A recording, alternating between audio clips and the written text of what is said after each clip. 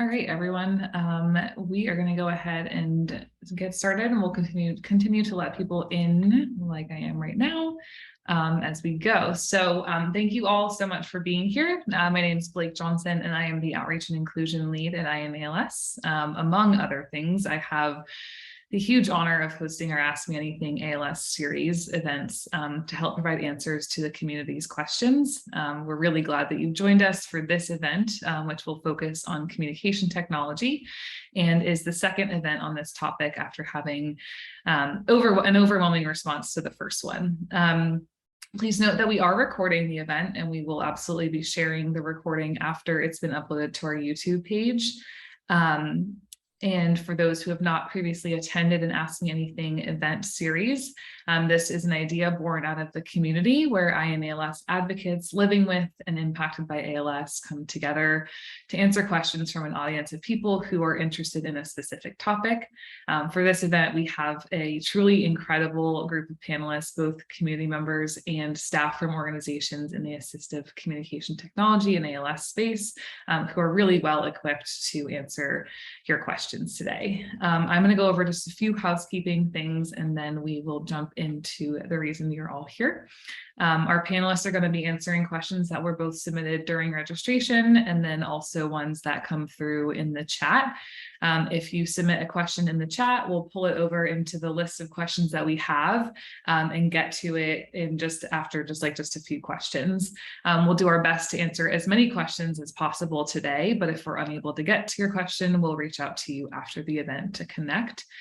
We also encourage everyone to share their stories and help answer questions, share your experience based on the question that's asked. Our hope is that the event is more of a conversation and less of a presentation today. And then you can participate in the discussion by using the chat feature or raise your hand feature. To raise your hand, you'll click on the reactions icon and then click raise hand. Please keep yourself muted when you're not speaking. This will allow the discussion to flow without interruption or any background noise. And then finally, we'll send all the links that are shared during the discussion in an email following the event, along with a resource guide with information that was also shared during the discussion. So now that we have some of the boring but important stuff out of the way, I'm going to pass it over to each of our panelists just to briefly touch and share about themselves, and then we'll dive into the questions. So we're going to start with you, Charlie, then we'll go OCL, Malcolm, and then Mackenzie. Whenever you're ready, Charlie. Hi everyone.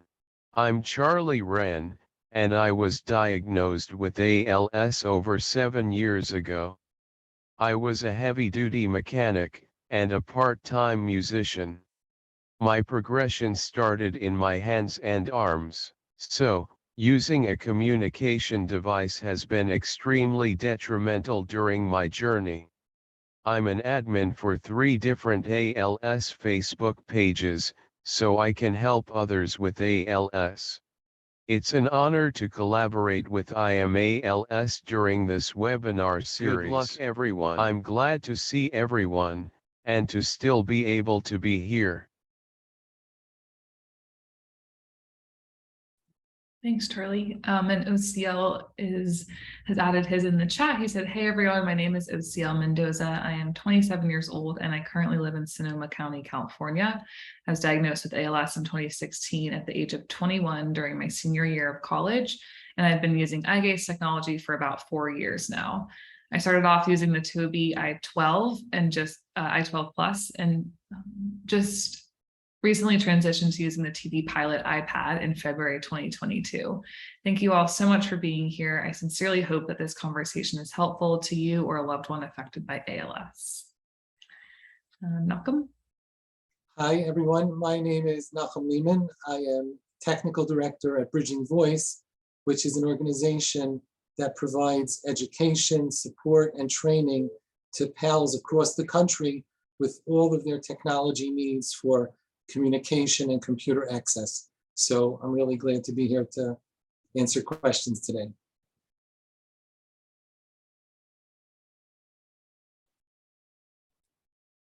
Thank you, Malcolm. And Mackenzie.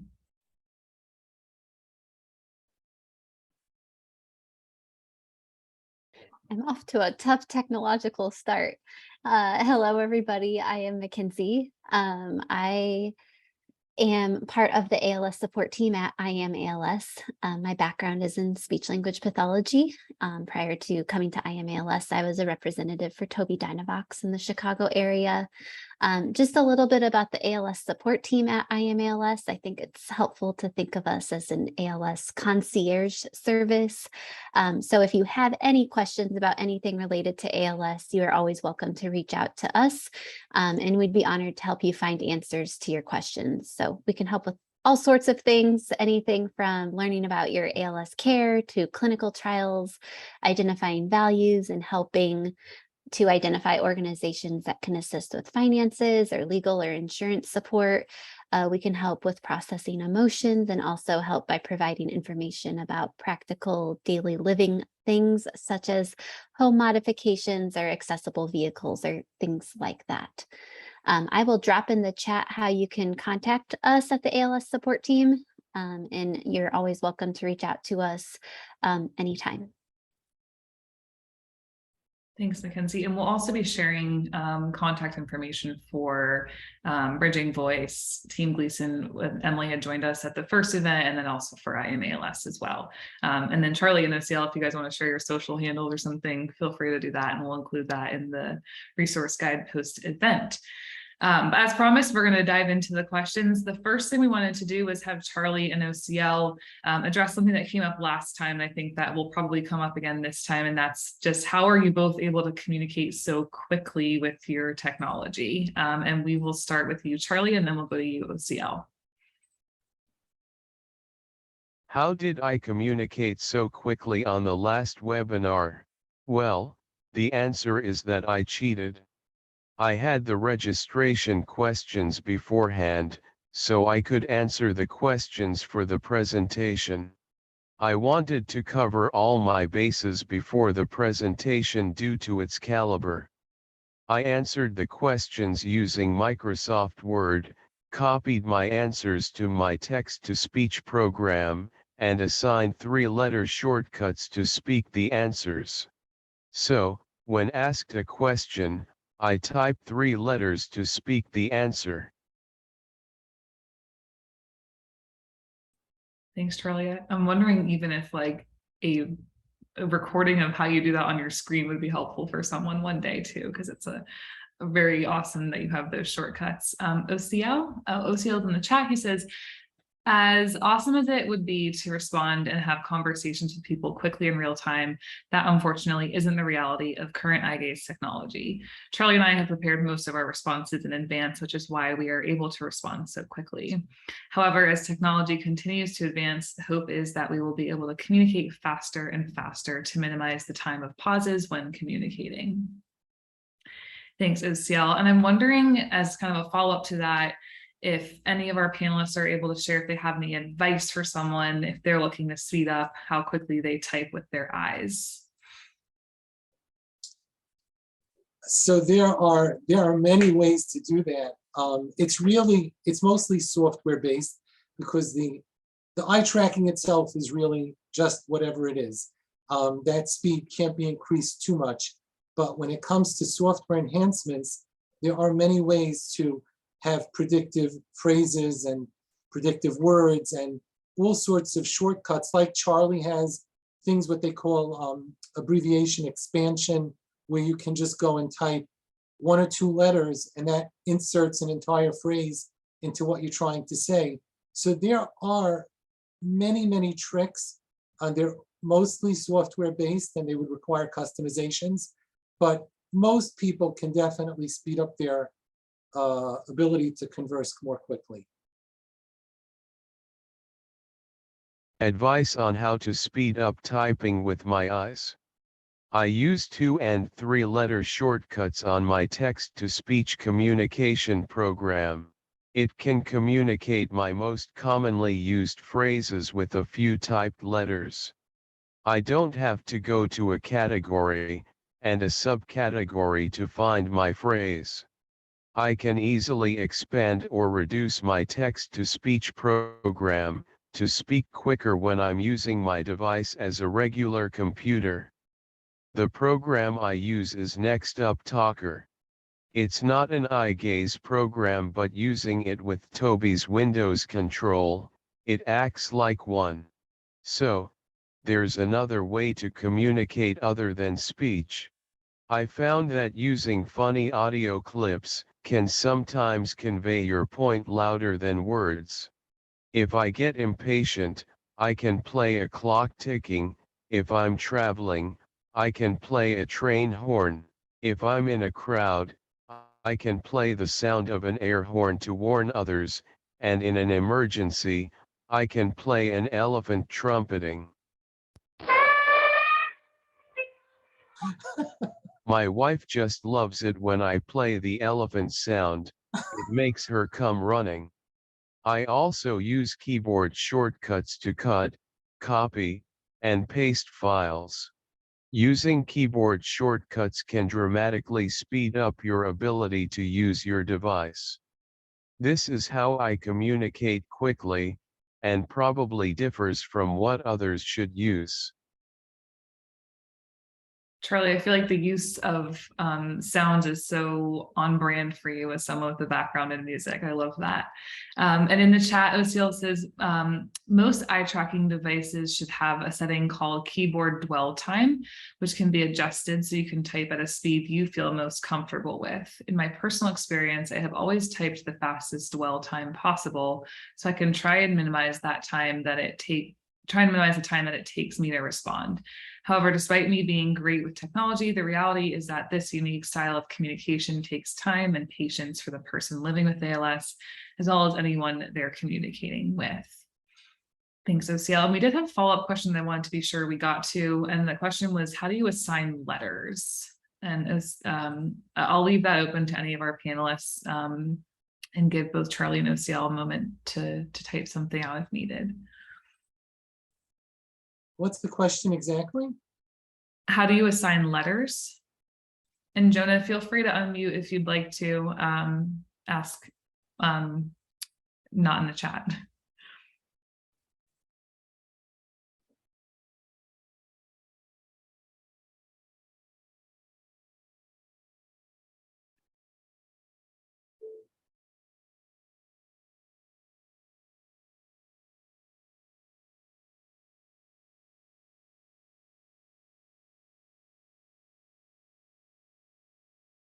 Maybe we can come back to that one. I know we have a similar question about the typewriters later on during the event, so we'll be sure to slide that one over as well. I'm going to move to the next question, but Charlie and OCL, if you want to add your answer for that one at any time, just go ahead. I just wanted to clarify the question. Was the question, how do you assign text to a letter? It's just in the chat. It says, how do you assign letters? I'm wondering if the question, I'm not trying to speculate, but I'm wondering if you're talking about abbreviation expansions and how to assign like which letters to which abbreviation. And if that's the case, that's something that you can do in the software and your communication device, and depending on what device and software you're using. But typically there's something that says abbreviation expansions or something to that extent. And just to throw in, since I think it's probably one of the most important features which many people are unaware of, in Toby Communicator, they actually have it that every phrase that you've saved in Toby Communicator automatically can be brought up by the abbreviation of that phrase. So if you have thank you very much, if you just do TYVM, that will pop up as a predicted phrase and allow you to type, click it and insert it instantly.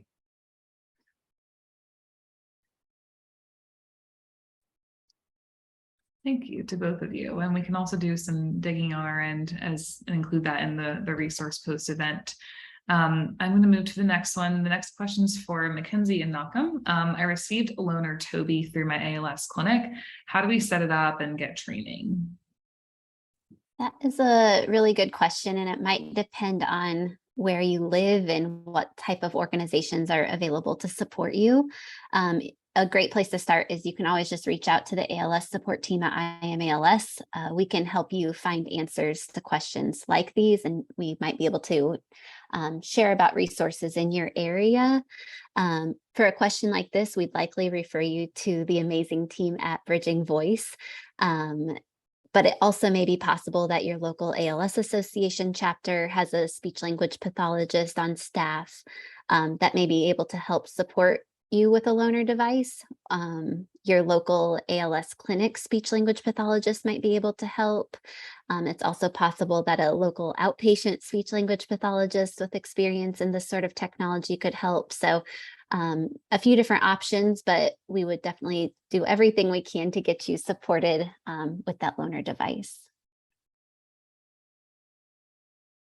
Yeah, I think just to add on, if you call us at Bridging Voice, this is what we do all day, every day, and it's just supporting people with their equipment, and it's all of our services are free of charge, so it's that simple. And you get to hang out with Nacho more, probably. So who wouldn't want that? Thank you both. So we have our first question from the chat that we're going to get to, and the question is, my spouse is trying to record her voice using the Voice Keeper app for voice thinking, but her voice is already very much changed, which is very distressing for her. Is there any point in using voice thinking at this point? I can jump into that question. A couple things. If I always like to remind people that if you're not interested in voice banking or it's causing more stress than you want to take on, it's a totally optional thing to do. But you can sometimes, there's different types of voice banking software. So there is a program that would allow you to possibly use like recorded messages, like voicemails or something you had left prior to noticing changes with your voice. So you could possibly look into something like that, where you can use those past recordings. Or if you have a family member or a friend who would want to go through the voice banking process kind of on your behalf, you could still use a less synthesized sounding voice. It wouldn't be your voice, but it could be maybe sound more like you than just one of the synthetic voices on the communication device. Thanks, Mackenzie. And I'm just going to get OCL spotlighted really quick before we keep going. There we go. All right, so the next one is also for you, Mackenzie. And the question is, I've lost 90% of my speech. I need to know what is available to help me. Yeah, good question again. Again, reaching out to a speech language pathologist, and specifically a speech language pathologist who is familiar with ALS and communication technology to help you explore your options. So if you aren't sure whether you have a speech language pathologist as part of your ALS care team, you can contact your ALS clinic to see if there's someone that could help you. And if you don't have a speech language pathologist, this is something that the team at Team Gleason might be able to help you with as well. And like I was just saying, there's a few different options that if you're interested in voice banking still, or using some sort of non-synthesized speech, there are some options still that you could explore. So I think reaching out to Team Gleason would be a good place to start. But again, you're always welcome to reach out to the ALS support team, and we will get you connected with them. Yeah, and part of our event follow-up will include Emily's contact information at Team Gleason. So that should be super helpful. The next one's for you again, Mackenzie. I may have a hard time paying for speech technology. Are there any grants? Yeah, so the first thing I would consider is, I think some people don't realize that a lot of these communication technology, high-tech devices can be covered by insurance. So I wouldn't assume you don't have coverage until you actually explore that option. If you do have a large out-of-pocket copay, again, it could be something that in some cases, the Team Gleason can sometimes help with those copays, or they might have loaner equipment that they can provide to you as well that could meet your needs. So there's a few different options. We also know of a few organizations that can occasionally provide financial assistance with very specific things. So if you're running into concerns like that, again, please reach out. We're getting lots of good questions in the chat, so we're going to keep rolling through them. The next one is a chat question, and it is NextUp Talker a Windows app? That's for Charlie. He has to answer that. Charlie, we'll give you a minute.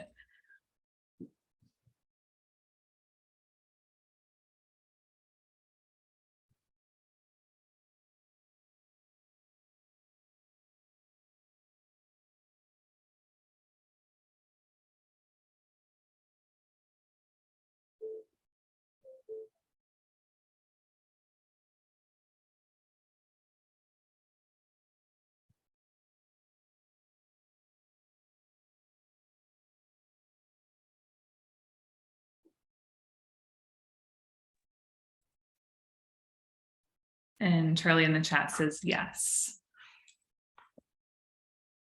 Thank you, Charlie. And he says it's highly customizable.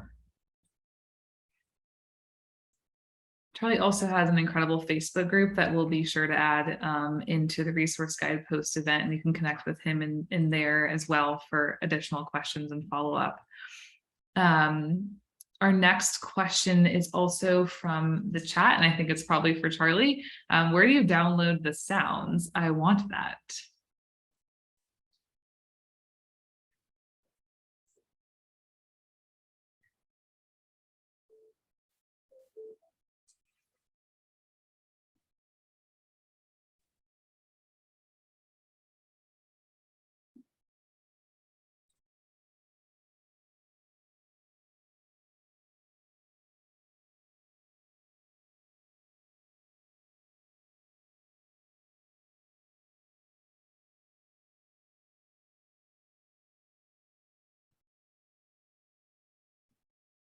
Charlie shared any WAV or MP3 file will work.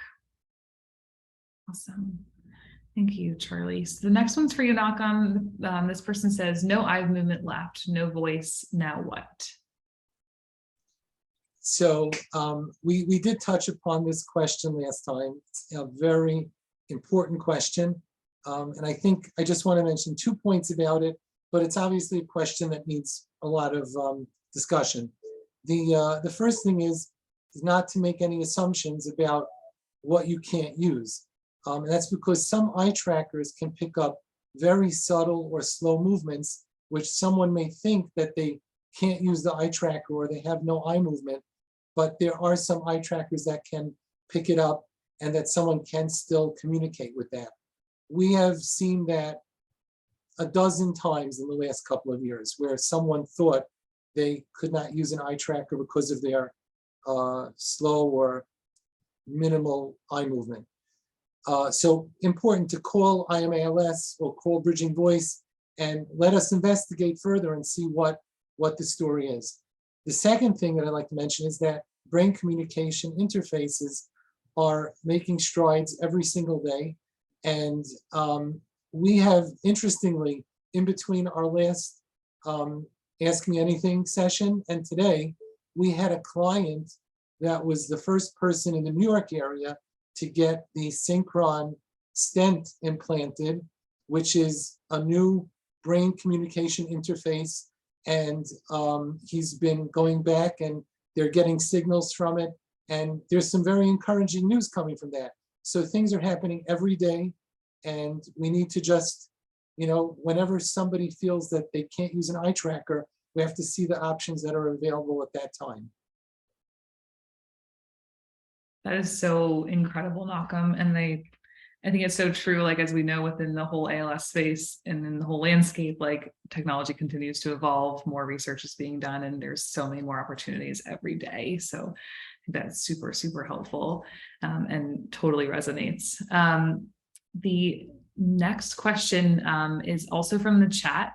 It says, I have an iPad, iPhone, and Apple Watch. Does it matter if I use a Word-based or Apple-based computer to voice bank through Acapella? I'm currently looking for a new laptop and want help deciding which to get. So the first question, it doesn't matter for voice banking which device you use. Basically doesn't matter. The quality should be the same. Is the question about currently looking for a new laptop, was that relevant to that first question, or is that a separate question?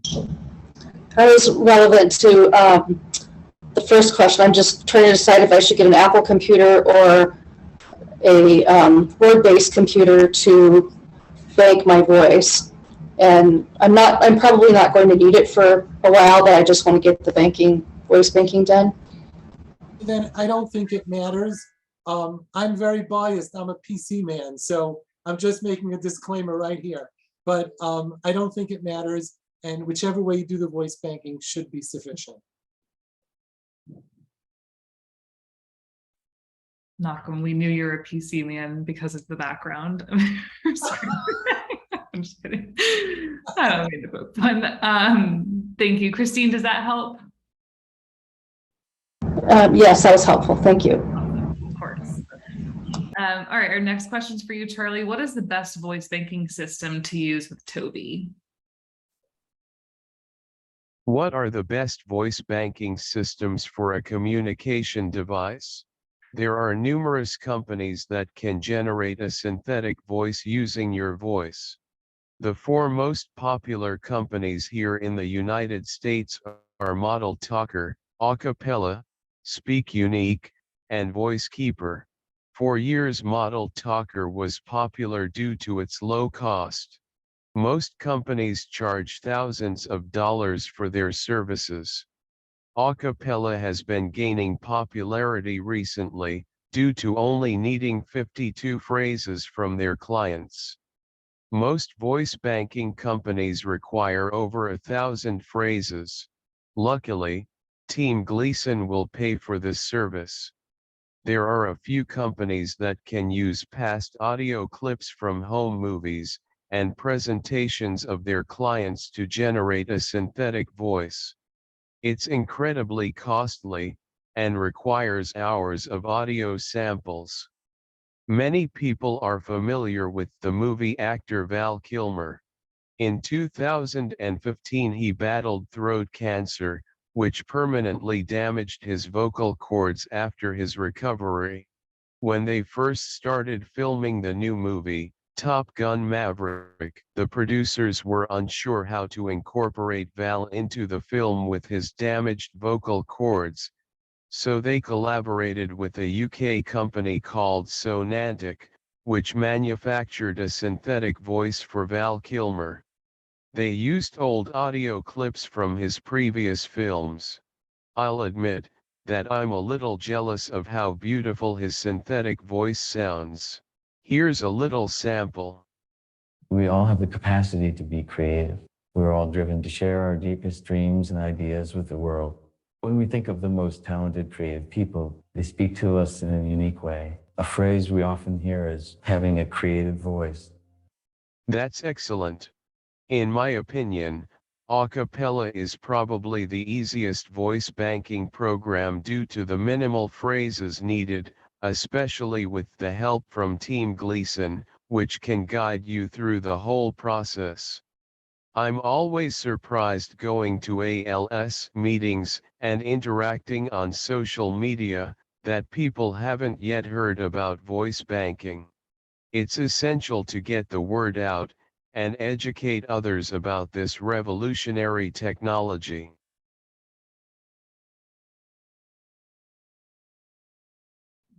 Charlie, you always have the most interesting tidbits of information to share. That was very, very impressive. And I didn't know that you could use clips from home videos, audio clips. So that was news to me, at least today. I'm sure it's not to our other panelists. We're going to move to the next question, and that one is, and this one's for you again, Charlie, and also anyone else who wants to chime in, whether they are panelists or not. The question is, what are the best and easiest devices to use in their cost? I'm sure this could be a very long answer. And then what devices work best with your software? What are the best and easiest devices to use, and their cost? What devices work best with your software? Well, it's a hard question to answer. It's based on if you're an Apple or Windows user.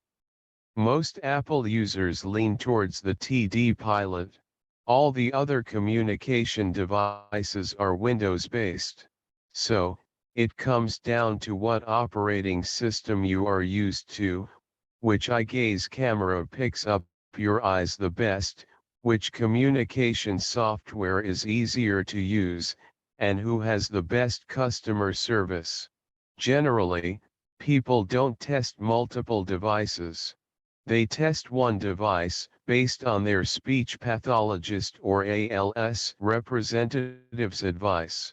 I recommend trying multiple devices from many manufacturers and asking questions from others who actually use an eye gaze device. Try them all before you make a selection. It's what works for you, and may differ from others. The average cost of an eye gaze communication device can vary greatly, but generally, they start around 12 grand, and can be as much as 20. They are incredibly overpriced and underpowered. They manufacture devices to meet the bare minimum requirements, so insurance companies, Medicare, and Medicaid will purchase them. They generally have the computing power equivalent to a cheap 5-year-old laptop from Walmart, and have more in common with a touchscreen cash register at McDonald's than a current computer. So, other than having eye gaze, they're nothing special. It's just an out-of-date regular computer. Now, you can build your own communication device with the latest hardware for a fraction of the price. The result is creating a kick-butt eye gaze computer, or you can throw something together using used parts, and Windows 10 has its own eye gaze program built right in. You can usually build a new device for under 4 grand. Sometimes you can find good deals on eBay or the various ALS Facebook pages. Recently, a new unopened Toby i16 sold for $250, which included shipping, a floor stand, and a Permobil power chair mounting arm.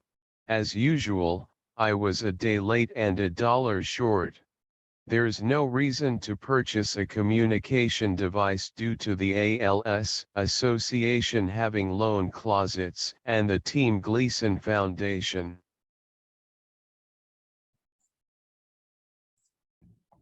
Thanks, Charlie. Any of the other panelists want to add anything to his very well-rounded answer? I would, I only want to argue on one thing. It's just because Charlie brings that the best out of me.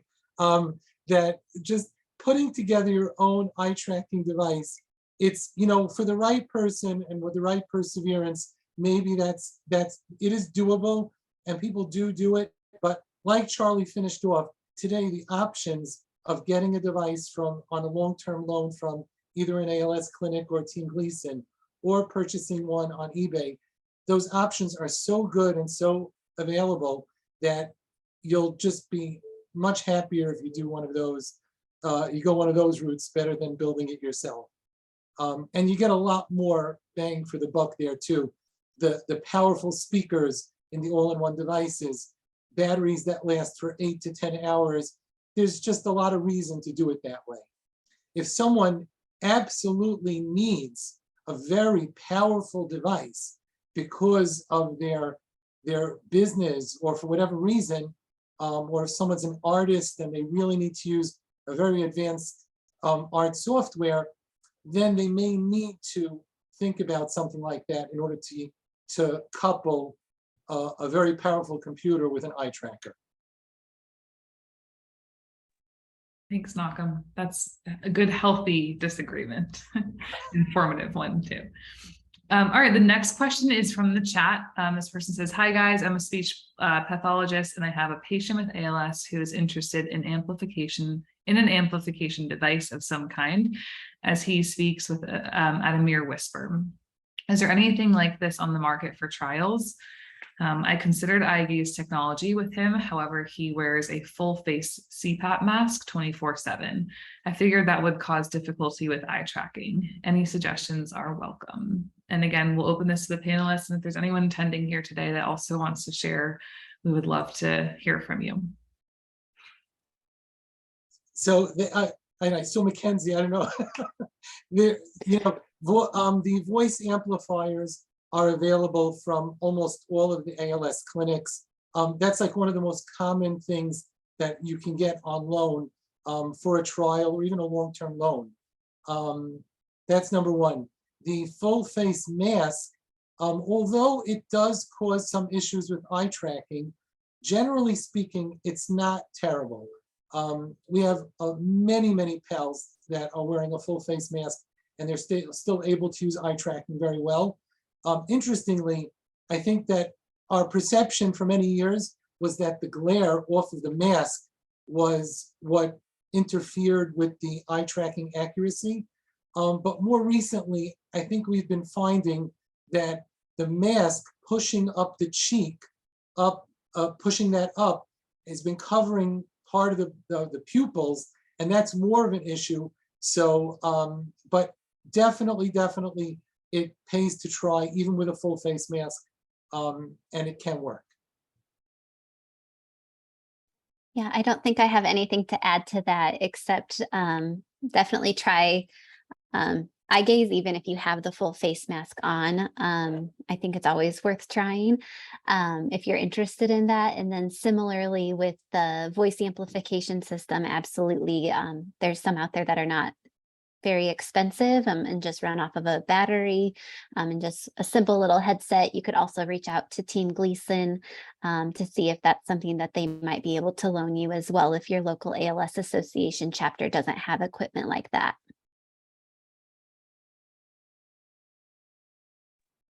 Thank you both. It's really great to have some SLPs here today. We actually have another question from an SLP. This person says, as a speech language pathologist interested in working with PALS, I would love to get a user perspective on what you feel SLPs should know about working with augmentative communication devices and softwares. What has been successful? What are some of the trials and tribulations you've experienced with your AAC device? What do you wish was better? I'm going to copy this back into the chat in case you want to read it again. There's a few extra questions in there, and I'll open it up for some answers. I think I'd like to mention something on that one. I mean, that question is so loaded, it's unbelievable, because that's like, you know, you're asking for a lot. One of the things that we do at Bridging Voice is that we have trainings, either monthly or bi-monthly trainings for SLPs across the country to give them all of this information. It's boatloads of information about the different eye trackers, the different issues that you'll see, and it's just a lot of information. I think we have on our website right now 6 or 7 presentations we've made, and I think we have like another 12 coming up this coming year. So it's a lot, and it just pays to look into all of the presentations. We have joined some of the vendors' Facebook group pages, is also very helpful. There's a lot of information. Amy Roman from California has tons and tons of information on her website about AAC. There are many resources, but there's a lot to learn. Malcolm, are any of those events open to like non-healthcare workers, maybe people who are just caregivers who are looking to learn? All of our events are open to everyone. Okay, awesome. Yeah, sorry. Yeah. We will, looks like we've got the link dropped in the chat, but we can also, I keep referencing this guide that we'll share. We'll also be sure to add it in there for anyone to share with their caregiver or someone on their care team. I'm going to pause because I think some of this, maybe Charlie O'Seal, no mean to put you on the spot here, but I want to give you time just in case to answer if you'd like to. So we'll just pause and hold for just a minute.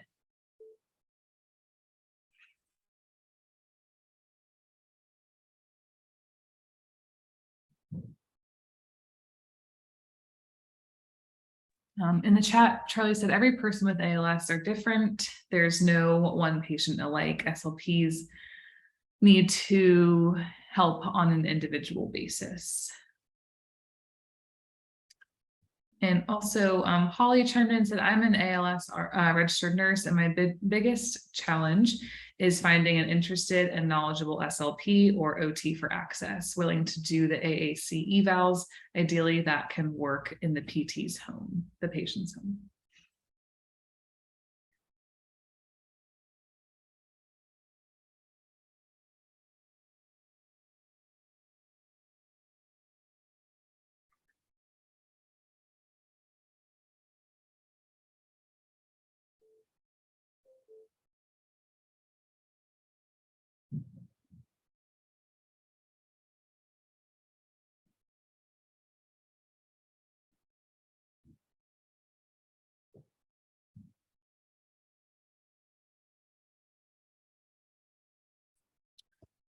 Lucille, I don't mean to interrupt any flow if you are typing. Do you want to just signal to me with the X or the check if you are answering?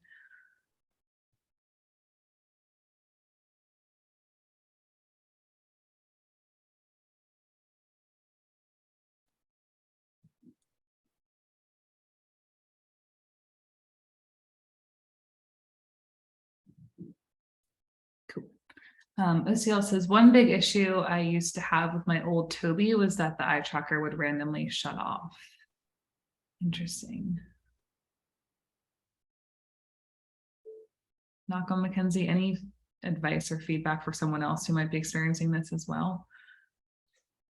Yeah, we did. We spoke about that last time also. And actually, we've made some progress on that also. Remember that little device that we have? This is a smoke alarm that's going to sit behind the PALs. And when their eye tracker goes off, it's going to sound an alarm. As soon as the infrared stops emitting from the eye tracker, and that's going to alert the caregivers that something has stopped working and the PALs can't communicate. That's like a really, really important thing. We did discuss another option last time, but now there's been some controversy if that is actually going to work. So we're not going to go there this time. We're actually getting a few of these devices in the next couple of weeks, and we're going to be actually letting some PALs test them out. And if they work, then we're going to, it's not us, but someone who's making them will be selling them for a relatively low cost. Very exciting. You heard it here first, folks, or maybe second. All right. The only other thing I would add, and again, we touched on this last time, so I apologize for the repetition, but one thing that I always encourage people to think through is always having a low-tech option or an option that doesn't require technology to at least communicate the basics. If the eye gaze stops working, like OCL said, even to have a way to communicate with your caregivers or loved ones to easily answer a yes or no question. You know, maybe you look a certain direction, maybe you look somewhere in the room, maybe you blink your eyes for yes or no, just to make sure that you have another way to communicate with loved ones if your device suddenly stops working, or if you're in the bathroom or in the shower or something like that, and you're not able to have the device right in front of you. That's such an important addition. Sorry for, yeah, I didn't mean to exclude that. And if someone wants, they can always go to, again, to Amy Roman's website that has videos and demonstrations of many of the low-tech methods so that people can have backup in those cases. And this alarm was only to alert someone in a case like in the middle of the night where the caregiver may be sleeping, so that there should be an extra safety in place. Super, super helpful. Thank you both.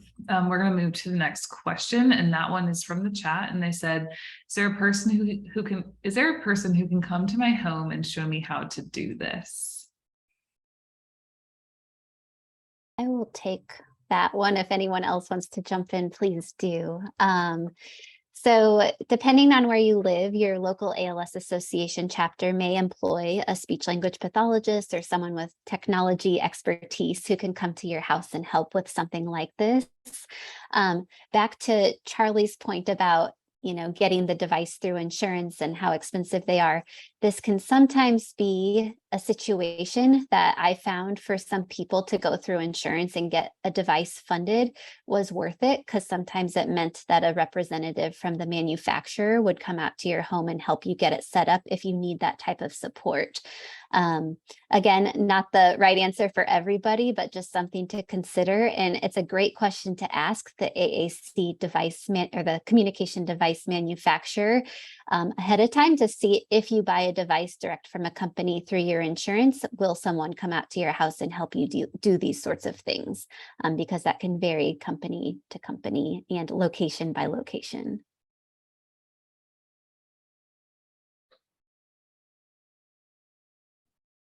Thanks, Mackenzie. And I think this next question actually ties a bit into some of your answer, and then we can also expand more broadly. But the question is, who can help me with setting up if I want to take full advantage of voice control in my home via Alexa or whatever home controller is the best?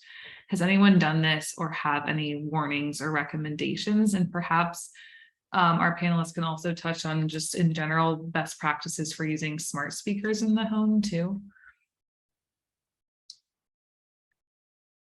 I can take a first try, and then someone else please add to my response, because I am certainly not an expert at this. But I think a great place to start for a question like this is to check out some of these Facebook groups that we've been referencing. I know, Charlie, I think you said you moderate 3 groups. Is that right? That's a lot of technology to think about, but there's those groups, but also, Toby Dynavox has a users group of people who use these devices, and there's another company, Smartbox. They also have a users group where you can go in and kind of get best practices for what was most helpful to other people. And then finally, just thinking through smart speakers in general, you want to know specifically like what can your smart speaker do and what can it not do. So sometimes just, that sounds kind of silly, but thinking through like what commands are you needing, and does that command even exist? Can the smart speaker do that? So that can be something helpful to think through before you go program a bunch of messages.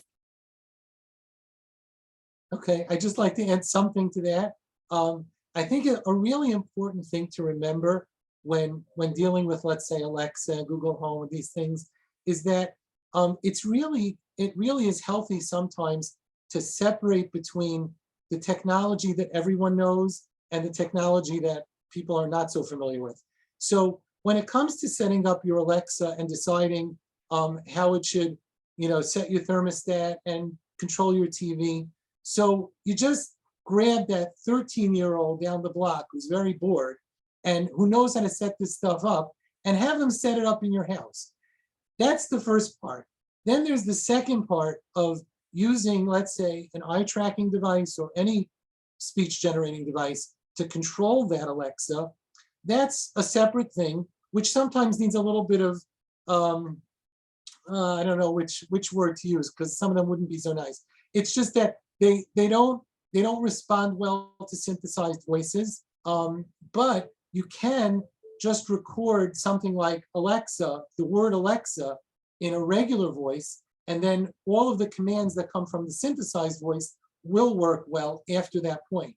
So it's really a matter of just separating this into something which anyone can get done, and then going to the people who know the eye trackers and those specifics about the synthesized voices and how they work with the smart speakers, and go from there.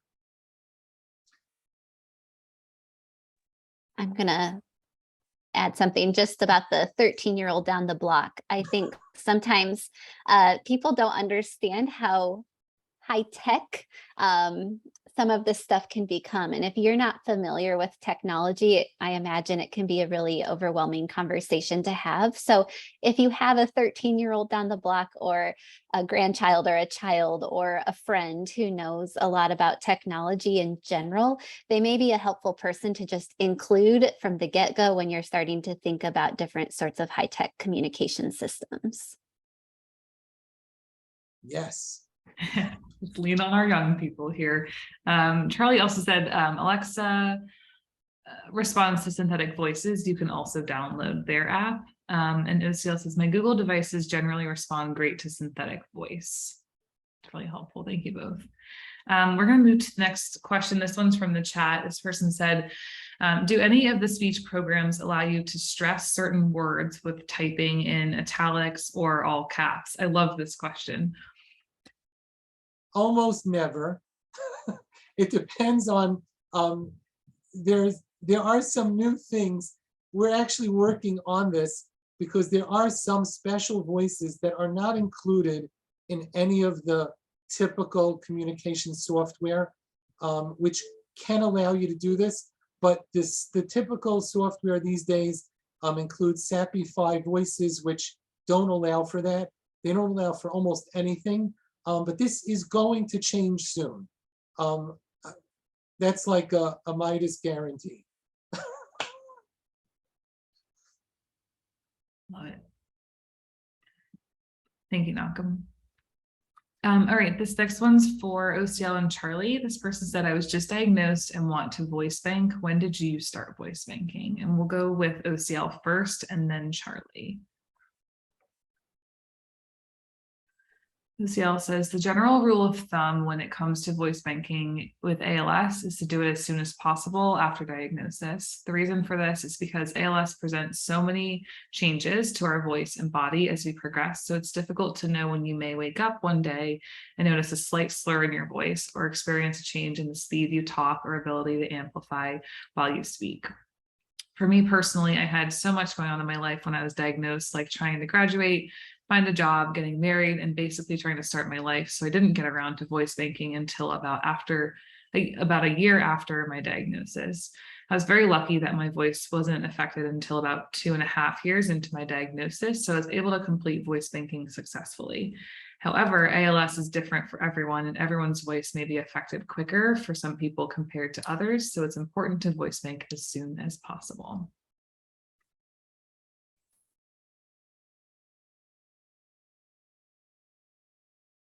If you are newly diagnosed and want to know more about voice and message banking, I would start with Team Gleason, your ALS clinic, or your ALS support organization. There's no time to waste. Losing your voice can happen at a moment's notice. So, get it done. Like most people, I procrastinated, and when I started, it was too late due to my malfunctioning home computer, lousy recordings, and background noise. It was before Team Gleason's newer voice banking policies, or help from my ALS clinic and organizations. No one knew anything about voice banking at the time. I currently use the Microsoft David voice, because my real voice is gone forever. Today is a whole new story. ALS organizations have the resources to help, and numerous grants are available. The Team Gleason Foundation has benefited so many people with this devastating disease with voice banking. Whether the cost or the required equipment, they are there. So two of my key takeaways here is do it as soon as possible and then connect with Team Gleason in your local ALS chapter or ALS clinic, or us at I AM ALS, we can help you make those connections as well. Thank you both. Next one's for Charlie. Do you recommend using Dragon software or something similar? Do you recommend using the Dragon software or something similar? Dragon is a speech recognition program that allows you to dictate your spoken words, or to control your computer using your voice. You can create and edit documents, emails, launch applications, and open files verbally. Dragon wasn't developed with ALS in mind, but many educators, business people, and professionals utilize Dragon when losing hand functionality due to this horrible disease. You must still have a strong voice, and generally slow progression to utilize Dragon effectively, so it's not for everyone. Even though there are numerous voice-to-text dictation programs, and a few voice-to-computer control programs, there are no one-stop-shop programs compared to Dragon. I believe advanced programs like Dragon are too complex for the average user diagnosed with ALS, especially while transitioning to alternative communication. In good faith, I can't recommend Dragon to the masses, but there are a few individuals that can benefit from this revolutionary technology during their journey. Thanks, Charlie. And that just aligns with what I think a lot of what has been said already is that like there's no best or one size fits all. Everyone's experience and preferences are going to be super, super different. This next one is for all of our panel. How can I encourage my loved one to use their technology regularly? Let's start with OCL and Charlie, and then we'll go to you, Nakam.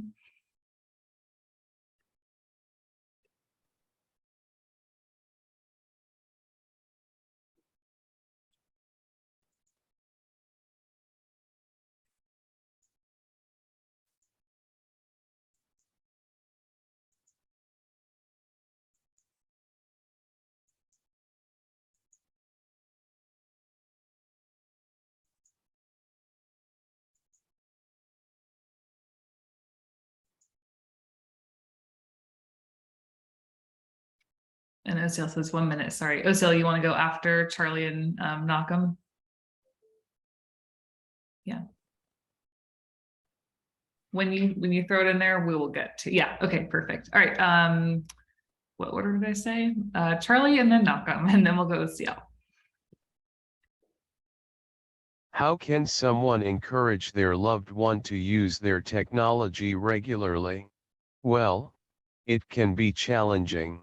Family members need to encourage and get training for their loved one. Everyone needs to know how to operate the device and set up communication pages.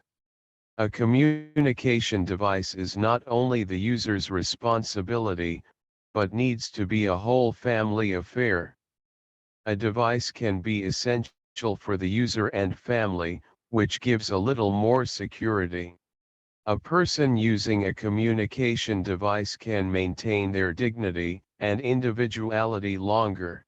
It's good to start early, even if you have to borrow a device.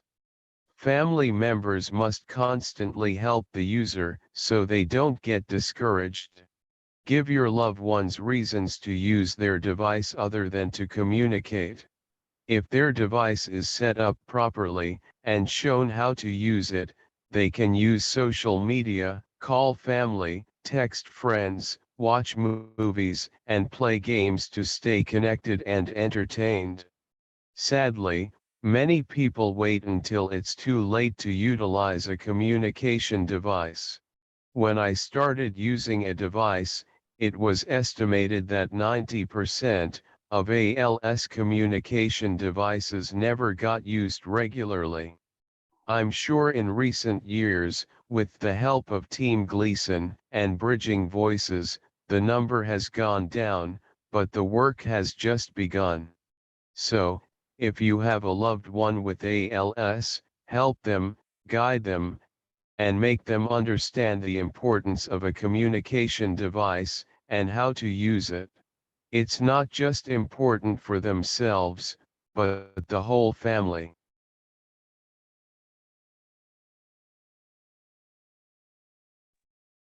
Nakam, I'll pass it on over to you.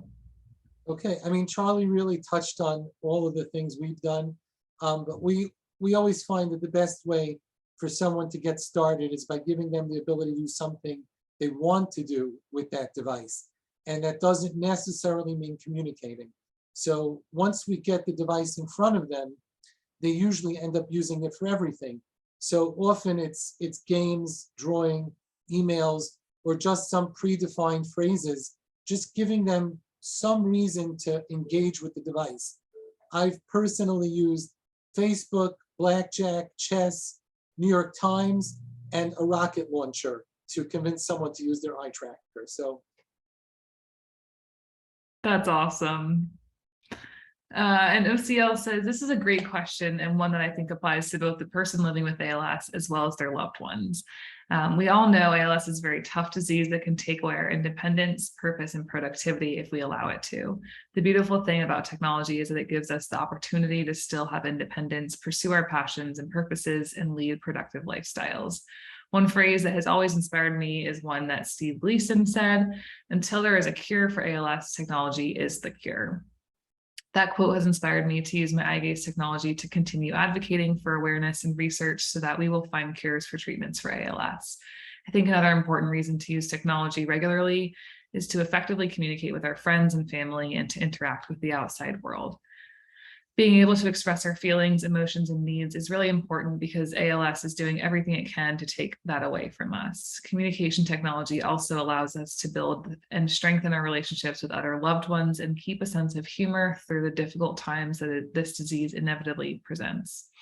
In my personal experience, utilizing my eye gaze technology has made a significant impact on the lives of my loved ones and caregivers because I'm struggling to communicate something by mouthing my words and they don't understand. I can easily type it out. And I also don't have to constantly rely on them to text this person or email that person or do this or that for me. Lastly, I will say that just as important it is to use technology regularly, it's also important to take regular breaks from it so you don't strain your eyes or get overly consumed with constantly having to face having your face in the screen. I'm curious to hear if Nacho, Mackenzie, Charlie, OCL is you as well, if you can share anything about taking breaks and the strain that technology can take on someone's eyes. Don't mean to put you on the spot here, but I do think it's a very interesting topic and one that we haven't discussed, I don't think, even in the first event. there's a ton to discuss about this, but Of course. you know, one of the biggest problems with eye tracking is when someone is experiencing dry eye, because the eye trackers are reading the light that's reflecting off the moisture in the eye. The problem is that someone with ALS who's potentially not blinking as well to begin with, and they're not blinking as often because they're concentrating on the screen, and they have the infrared light shining at them constantly, and the light of the screen, it very often creates dry eye more and more often. And even just taking little breaks every 15-20 minutes just to close your eyes for a minute or so, just to allow them to re-lubricate themselves, or getting eye drops is also very important. Artificial tears, also very, very important. So it's definitely important.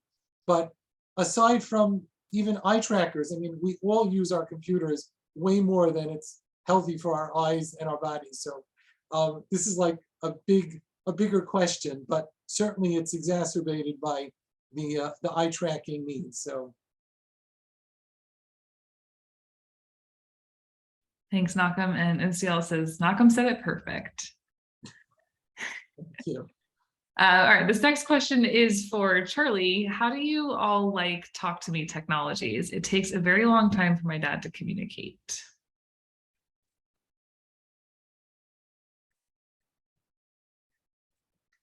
What do I think about Talk to Me Technologies communication devices?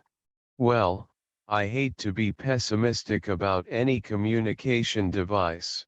Like most manufacturers, they use a Windows tablet, put their bezel around a tablet with their name, use Grid 3 software, and use someone else's eye gaze camera.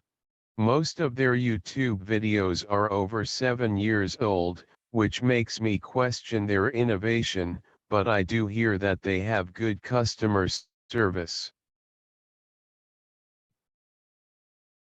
Thanks, Charlie. Not holding back there. I think that's important, though. That's also Charlie's perspective. If there are other people too here that that want to chime in on their experience with Talk to Me technologies, you're absolutely welcome to do so, whether that's now or any point later in the event. I know we're just running up on just 20 minutes left and we have just a few questions. That next one is for you, Nakam. I'm blind in my left eye. Will that impact my eye gazing? Almost every eye tracker supports single eye tracking. So the short answer is that it won't impact, any accuracy. Some eye trackers only track one eye to begin with. We are even often forced to only track one eye because some PALs have conditions with their eyes like strabismus or other conditions which we're only able to track one eye. So there's nothing to worry about by having only one eye with vision. Thanks, Nakam. This next one is for the group. This person said, I've been asked to choose either the I series or the TD pilot. I'm leaning toward the pilot. I'm looking for feedback from others that use pilot. We'll go with Nakam, OCL, and then Charlie. And of course, again, anyone who's here that also wants to add anything in the chat or raise their hand and chime in, feel free to do so. So Nakam, OCL, and then Charlie. This is a really tough question. And you really need your speech pathologist involvement with this question because it involves many, many factors.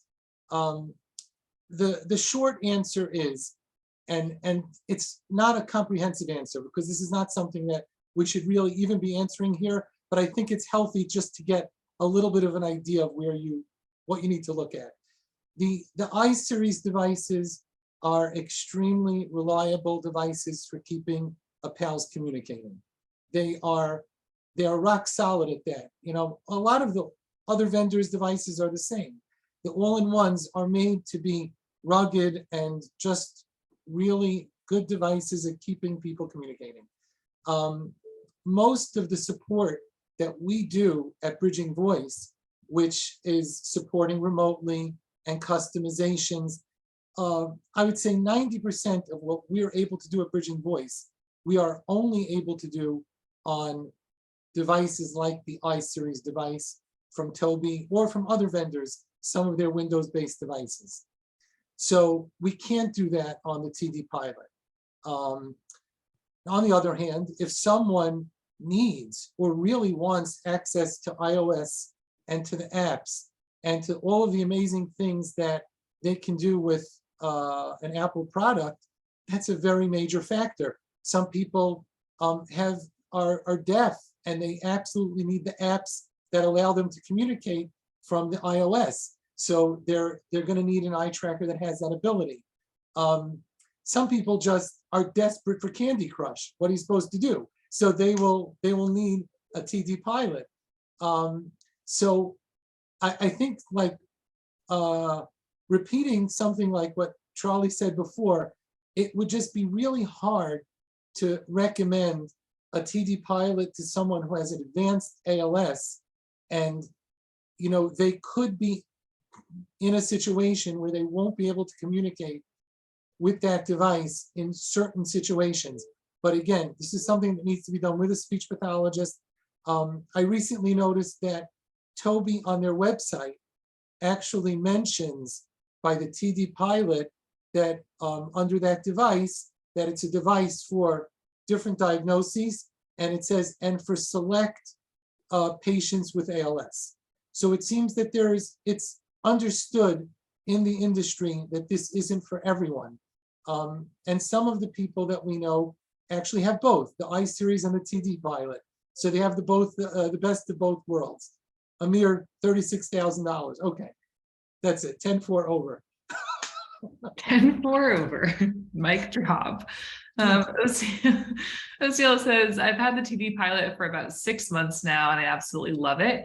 For anyone who may not know, in November 21, Toby Dynavox launched an iPad with fully integrated eye gaze technology called the TD Pilot.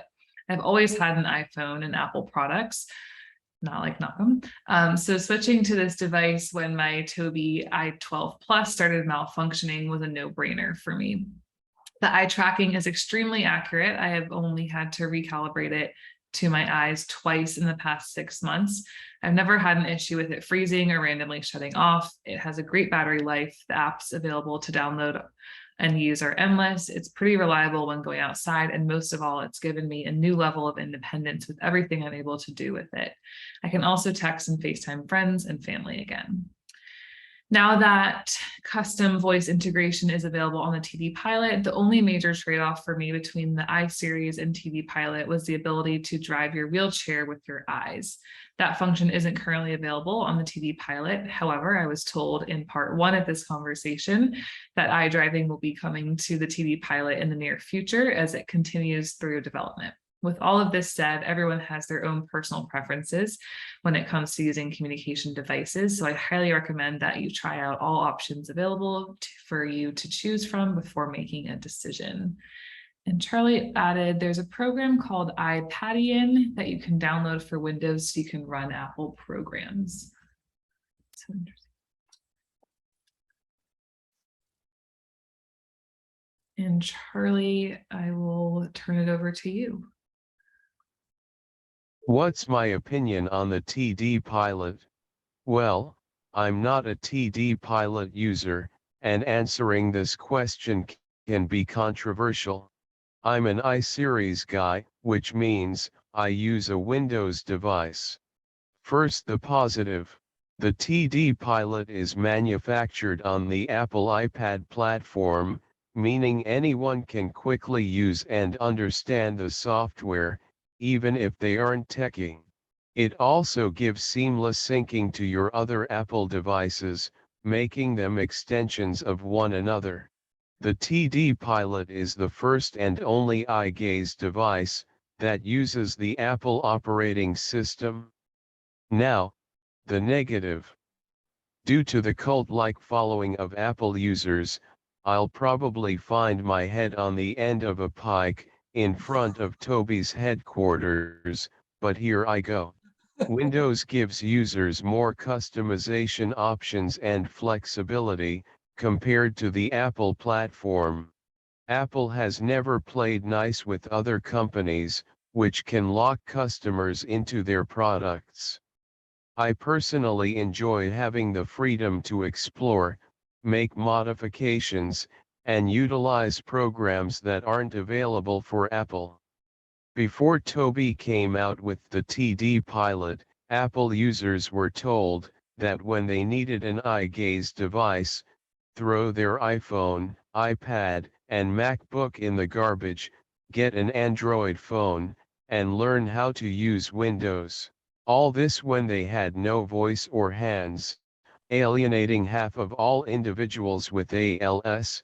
Luckily, due to Toby's high-quality products and the needs of Apple users, Apple allowed Toby to produce the TD Pilot. No one can deny the simplicity of Apple's layout and the ease of its programs, but AAC software manufacturers are still playing catch-up to meet the demands of eye gaze on the TD Pilot. Unfortunately, the iSeries has its problems as well. Windows has weekly updates which can cause problems with the iSeries, making the eye gaze program inoperable. But, the iSeries does have more AAC communication programs, and has a better ability to work with all devices. Toby is working tirelessly to develop additional software to meet the needs of eye gaze users for the TD Pilot. So, stay tuned, and that's basically my opinion on the pros and cons concerning the TD Pilot. Thanks, Charlie. I knew when we set this panel up that we'd have a good diversity and variety of people's backgrounds and knowledge, but I didn't know we'd have such a debate on Apple versus Windows products. But I love it. I think it's perfect.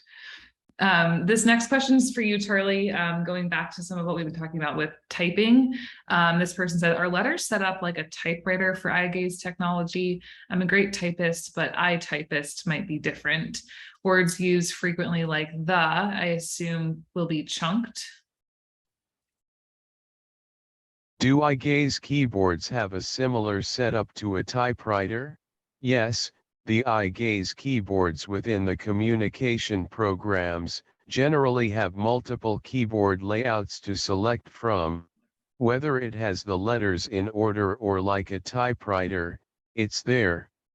The keyboard I use, I've modified some positions of the keys, due to frequently missed selections.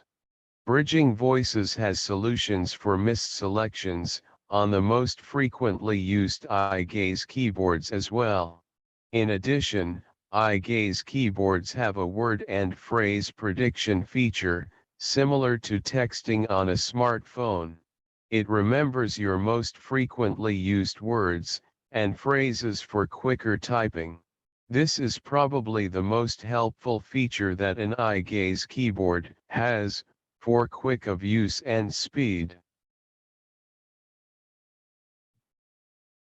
Malcolm, is there anything you want to add about the missed selections support that you guys are able to provide?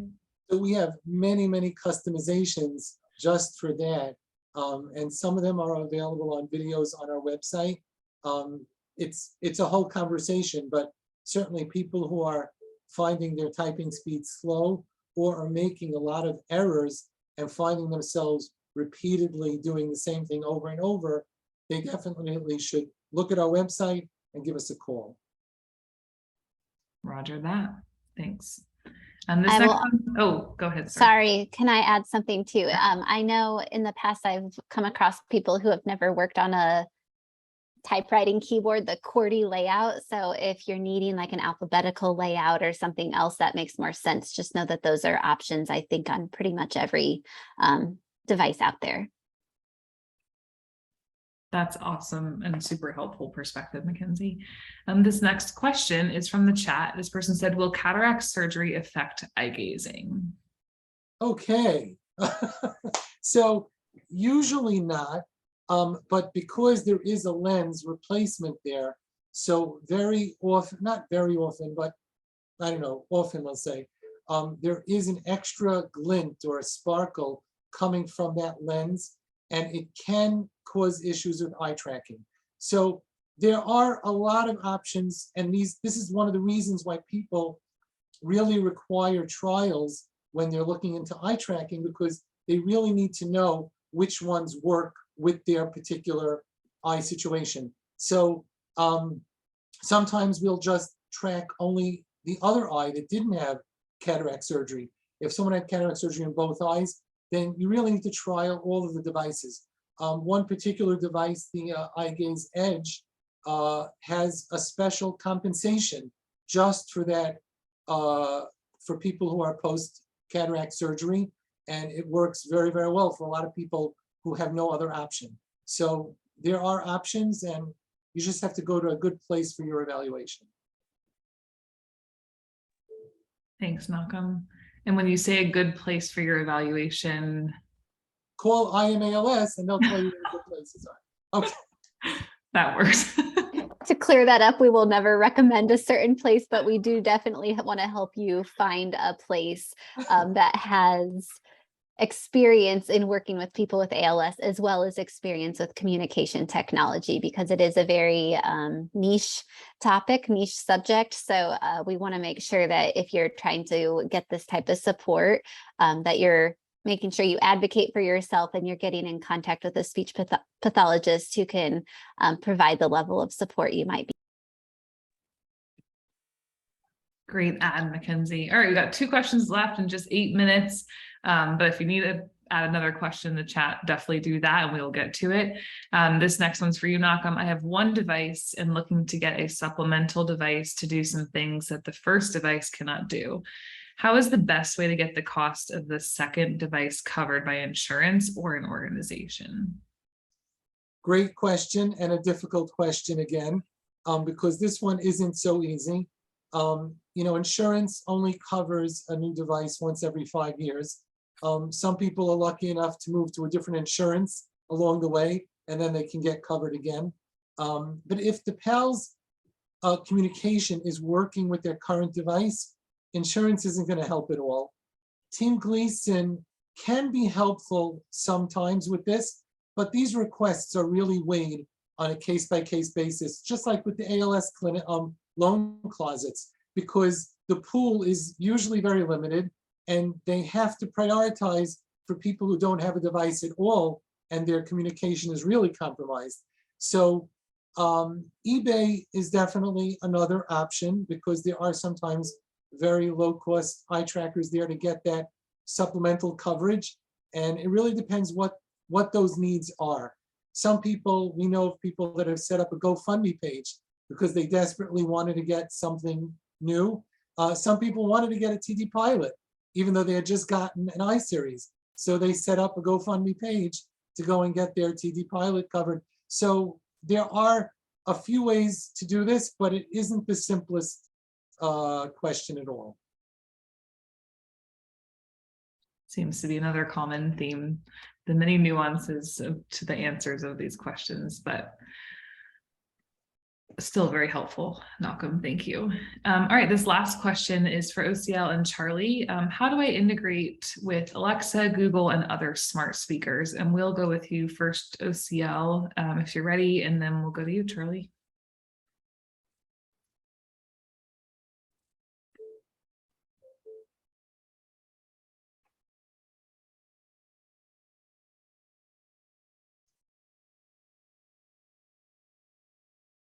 OCL says, I believe that in order to integrate with smart speakers, you first have to create an account before plugging in and pairing the speaker to your device.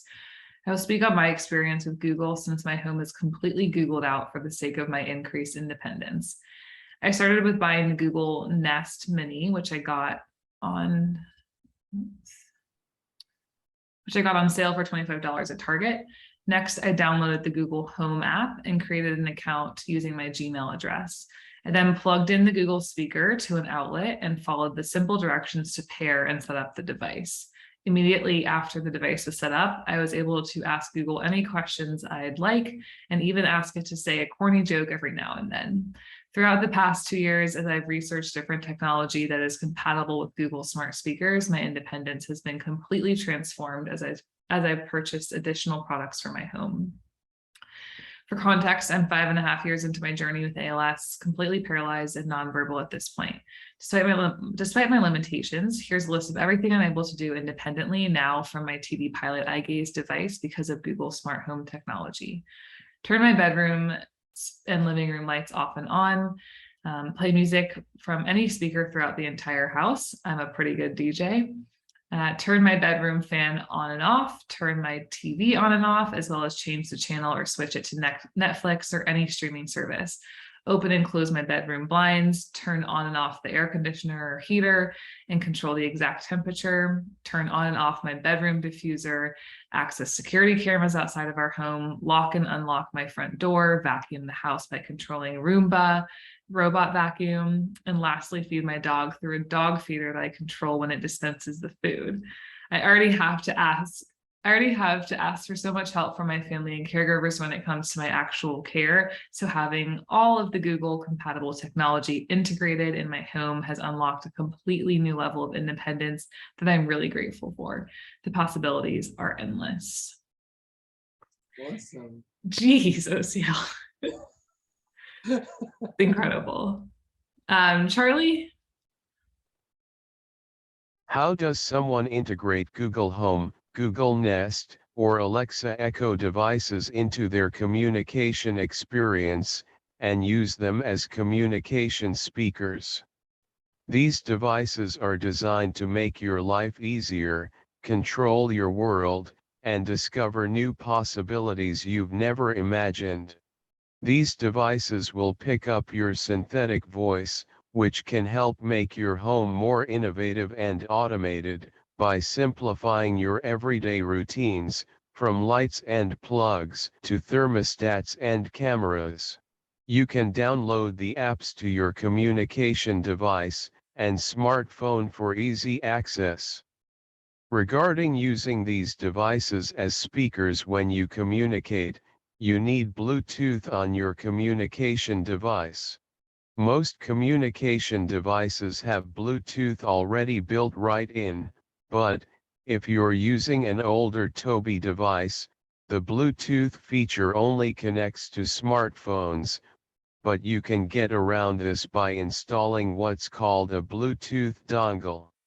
A Bluetooth dongle plugs into the USB port on your Toby device, giving you full Bluetooth functionality. You can purchase a dongle from Amazon, and it's inexpensive. Once Bluetooth is up and running, and you've selected these devices to be your speakers, your device can then project your voice through them.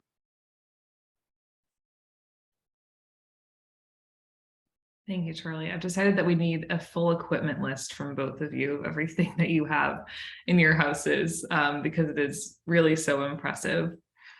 We are right up on time. If there are any final questions from anyone, either from unmuting or using the chat, definitely feel free to throw those in the next couple of seconds or minutes. And I'll toss over to the panelists to see if there's any kind of final, thanks, OCL is on it.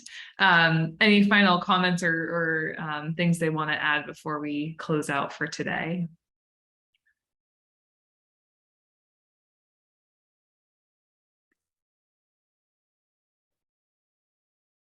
Or any corny jokes from OCL. Or Charlie. Charlie clearly has a lot of jokes too. I have none. And as I've mentioned multiple times today, we're going to be sharing the recording after the event once we've got it uploaded to our YouTube page. And we'll also be working to collect all of the information and resources and links that were shared in the chat and in the conversation and share those out in a document with everyone who were both registered for the first event and also for the second one. But in the meantime, if there's any questions, Mackenzie, do you mind dropping our information in the chat again? And we will share our contact information for both Bridging Voice and I AM ALS. And you also have access to that in, oh yeah, and Charlie's and OCL, feel free to add yours. You have access to the bios for the panelists and the websites as well in the document that was shared before the event. So thank you again, everyone, for being here today. I hope that this was informative and helpful and maybe even fun. And we hope to see you next time at a future event. And have a great rest of your evening. Thank you, Blake. Thank you, Malcolm. Thanks, everybody. Bye.